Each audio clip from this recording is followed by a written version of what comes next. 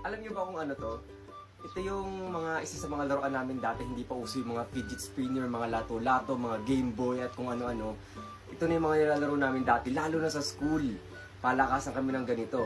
At meron ako isang kwento dito na hindi ko makakalimutan nung nasa school ako at napagalitan ako ng teacher ko. Hinihipan lang namin ito ng ganito muna.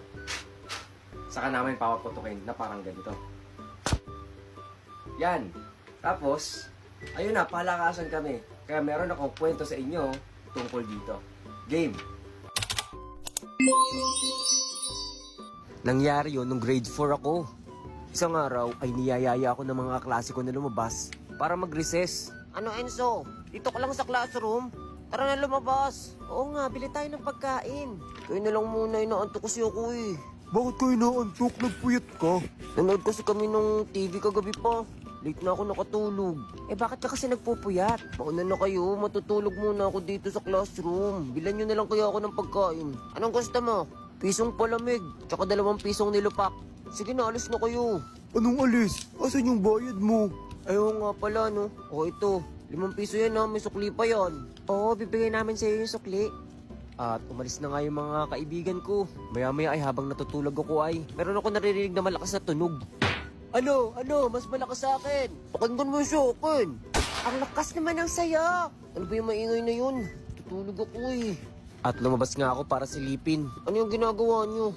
Paper popper ang tawag dyan. Paper popper? Ang lakas ng tunog ah. Pero doon na kayo maglaro. Ang ingay nyo eh. Hindi ka lang marunong gumawa niyan, Enzo eh. Ano hindi marunong? Marunong kaya ako niyan. Hindi mo nga alam to eh. Mamaya gagawa ko. Paparinig ko sa inyo, mas malakas yung sa akin. Doon na nga tayo maglaro. Nagpapapansin lang yan si Enzo eh. Di lang kasi marunong gumawa ng paper popper. Marunong kaya ako. Nye, hindi ka marunong. Makaalis na nga. Hindi ko marunong. Marunong kaya ako. Oh, sino yung kaaway mo? Sila naglalaro kasi sila ng paper popper eh. Paper popper? Marunong ako gumawa nun. Gusto mo gawang kita? Gawan mo din ako, Otoy. Gawan mo na rin ako. Ayan, gawa na. Ilagay mo muna sa bulsa mo, Enzo. Malapit na ata tayo magklase. Mamaya mo na paputukin yan, ha? Paano ko malalaman kung tumutunog to? Mamaya na.